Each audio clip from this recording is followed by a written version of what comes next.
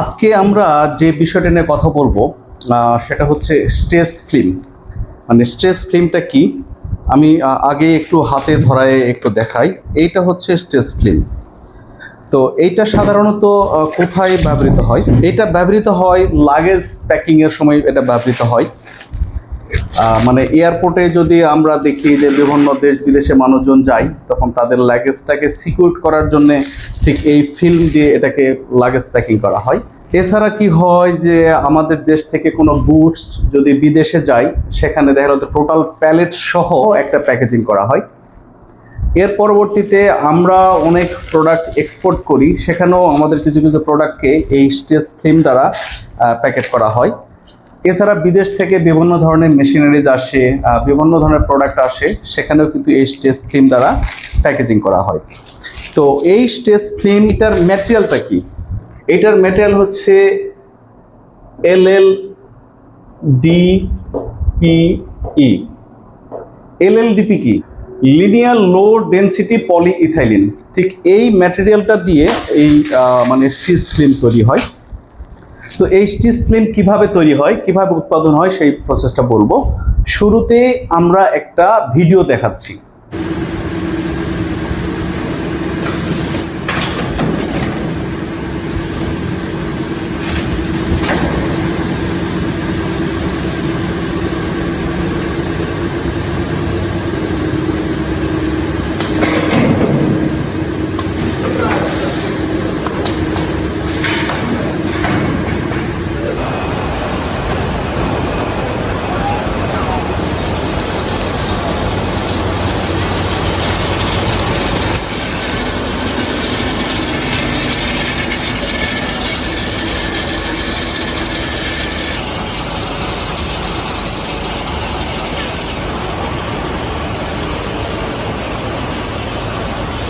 এখানে যে মেশিনটা ব্যবহৃত হয়, এই মেশিনটাকে বলা হয় স্ট্রেস ফিল্ম ব্লোয়িং মেশিন। আমরা এলডিপি এবং এইচডিপি বা পিপি যে ব্লোয়িং মেশিনগুলো দেখি, সেই মেশিনগুলো হয় ভার্টিক্যাল, অনেক উচ্চতা বিশিষ্ট হয়, 18 ফিট 20 ফিট হয়।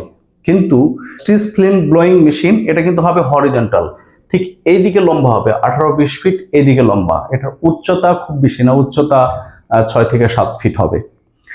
এটা স্ট্রেস ফিল্ম ব্লোয়িং মেশিন। তো এইটার জন্য শুধুমাত্র স্ট্রেস ফিল্ম ব্লোয়িং মেশিন সাধারণত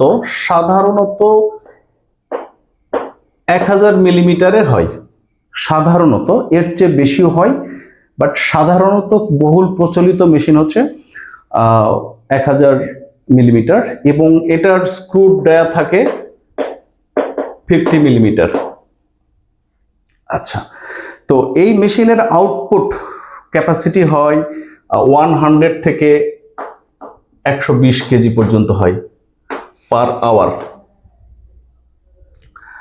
এই স্ট্রেস ফিল্ম যখন প্রোডাকশন হয়, সামনের দিকে যে উইন্ডার থাকে, সেই উইন্ডারে কিন্তু এখানে সামনের দিকে যে উইন্ডার থাকবে, এই উইন্ডারে এটাকে দুই ভাগ করে দিবে।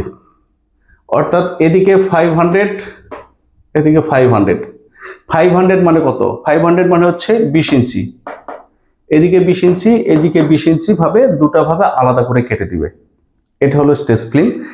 আর এই মেশিনের আরো একটা মজার বিষয় হচ্ছে, মানে এই এখানকার যে ওয়েস্টেজ বের হবে, সাইড দিয়ে কাটিং বের হবে, বিভিন্ন ওয়েস্টেজ বের হবে, এটা কিন্তু অটোমেটিক্যালি এই মেশিনেই আবার মেল্ট করে একই সাথে আবার প্রোডাকশন করবে। আলাদা কোনো রিসাইকেল মেশিন দরকার হয় না যদি কারো এই স্ট্রেস ফিল্ম মেশিন থাকে।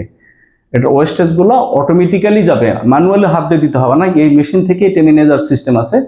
ভিডিওতে আপনারা দেখতে পাবেন যে দেখবেন লম্বা সুতার মতো হয়ে চলে যাচ্ছে, গিয়ে এটার ফিডারে চলে যাচ্ছে, আবার ওটা রিইউজ হবে এই স্ট্রেস ফিল্ম মেশিনের ক্ষেত্রে। কিন্তু ধরেন যে কাস্টমার আপনার কাছে 300 মিলিমিটারের চেয়েছে, সেক্ষেত্রে আপনি কি করবেন? মূল মেশিন তো শুধুমাত্র 500 করে কেটে দিবে, এদিকে 500 এদিকে 500, মাঝখানে স্লিট করে দিবে। কিন্তু আপনার কাস্টমার যদি আপনার কাছে 300 মিলিমিটারের কোনো রোল চাই, 300 মানে কত? 12 ইঞ্চি। সেক্ষেত্রে কিভাবে কি করবেন? সেক্ষেত্রে আমরা যে জিনিসটা করতে পারি, আমাদেরকে সেপারেট একটা মানে স্লিটিং মেশিন লাগবে।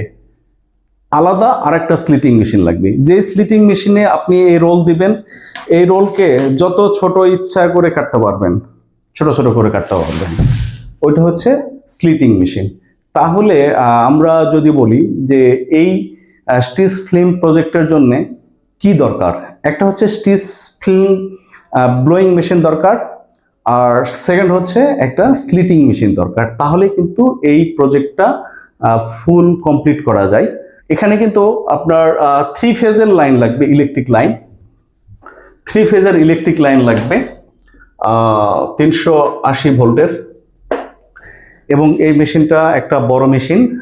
এখানে টোটাল পাওয়ার যে কনজাম্পশন হবে, এভারেজ কনজাম্পশন হচ্ছে 35 কিলোওয়াট পার আওয়ার। প্রতি ঘন্টায় 35 কিলোওয়াট এখানে বিদ্যুৎ টানবে গড়ে। তো এই গেল মোটামুটি স্টিচ ফিল্ম ব্লোয়িং মেশিনের মানে আজকের ক্লাস। তো আমার সামনে যারা দর্শকরা আছে, এই বিষয়টা মানে কি পরিষ্কার হয়েছে, না আরো কোনো কিছু বাকি আছে? কোনো প্রশ্ন আছে কি? তো সব হয়ে গেল তাহলে। ঠিক আছে, আজকের ক্লাস এ পর্যন্তই। আজকে আমরা আলোচনা করলাম স্টিচ ফিল্ম ব্লোয়িং মেশিনের বিষয়ে। ধন্যবাদ।